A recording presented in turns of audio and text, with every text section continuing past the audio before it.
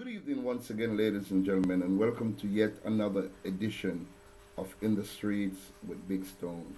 Today, ladies and gentlemen, we're going to discuss an article that is in today's Star, dated March 17, 2017. And in the Star, ladies and gentlemen, there's an article about a senior citizen. She's 74-year-old Jean Blake, and she's accusing a pastor stealing the money that she wants to leave to fund her funeral. Now, ladies and gentlemen, I'm going to read portions of the article and then we're going to discuss. Now, remember, everything that is in this article is alleged, ladies and gentlemen. I have no facts as to say this is one way or the other. I'm just reading it as it appeared in the newspaper. Now, ladies and gentlemen, the article reads, "Pastor used my money to buy a new vehicle. Elderly woman accuses clergyman of taking funds intended for her burial."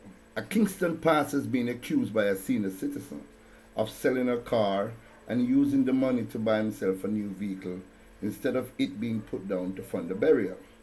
74-year-old Jean Blake is describing as savage the actions of head pastor of the Prophetic House of Worship Church, Campbell. It is alleged, ladies and gentlemen, that there is a particular letter. According to a letter Blake wrote to a church sister dated April 8, 2014, the arrangement was that Campbell was to use her Nissan Sunny motor car as she had got too sick to drive. Blake had been seriously affected by cancer, which resulted in her undergoing double mastectomy and also removing her womb. In the letter, Blake explained that she was not sure how long she had left to live, and therefore her church sister was to take the car from Campbell if she passed and sell it for no less than $360,000 and use the money to bury her. But 3 years later, a feeble Blake, as a living helper and recurring medical expenses, prompting her to call Campbell 2 weeks ago, asking for the proceeds from the car sale. "Miss Blake, I have no money for you." Those were his words, and it was said 3 times, Blake told the Star. "I need my money as I only had the one car and I had hopes," the old woman said. Campbell does not deny having been loaned the car, but he said that the vehicle was later turned into a gift. He said any suggestions to the contrary should be seen as false, phony, and erroneous, and of the devil. And of the devil.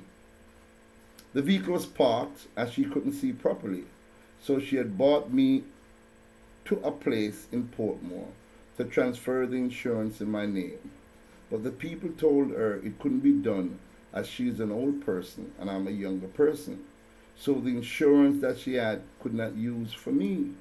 That was how I took it upon myself and changed out everything in my name, the pastor said. He said, too, that the car was sold for about $230,000 and that Blake was aware that the proceeds would go towards the purchase of a Mazda Tribute. The pastor said that the gift of the car was not unusual, as pastors are often the beneficiaries of gifts from members of their congregations. "I remember I was saying that I really needed a vehicle, and she loaned me first, and then she stood up in church and said she's no longer lending me, she's giving me the vehicle," the pastor said. "This is the church we're talking about. People take up all product and give pastors. That's not outside of the norm," the pastor said. But Blake strongly refutes Campbell's assertion. "You know, when you have confidence in a person's niceness and gentlemanliness, that was me. I'm now finding out that there's nobody that nice that one can put one's confidence in," a sorrowful sounding Blake said. "It hurts to the core. That is why I use the word savage. I didn't want to burden anyone to bury me. I am an independent lady, and it is not like I didn't try to make preparations for myself." Now, ladies and gentlemen, here is a 74-year-old senior citizen who saved up her little money. She bought herself a little car, ladies and gentlemen. And she said, hopefully, she can now sell this car, put it in her fund, and it was the money that was supposed to be used to bury her. It is alleged, ladies and gentlemen, that this pastor took the vehicle, changed out all the documentation in his name, and then sold the vehicle for $230,000. That's what he said. And then he uses that money to buy himself a newer, better vehicle. Now, ladies and gentlemen, if this is true, this also hurts the core of my heart to know that our senior citizens who have worked so hard and tirelessly to defend this country, to make this country what it is, and there's no one that they can really trust. It hurts, ladies and gentlemen. Recently we lost a stalwart in radio, Peter Abrams. He was also murdered as alleged by the police that is investigating the case. He was allegedly murdered by a 61-year-old that normally used to come to his house and take care of him. This 61-year-old wants money from a 97-year-old man. Well, you can hear that. You should be the one at 61 taking money to this 97-year-old man.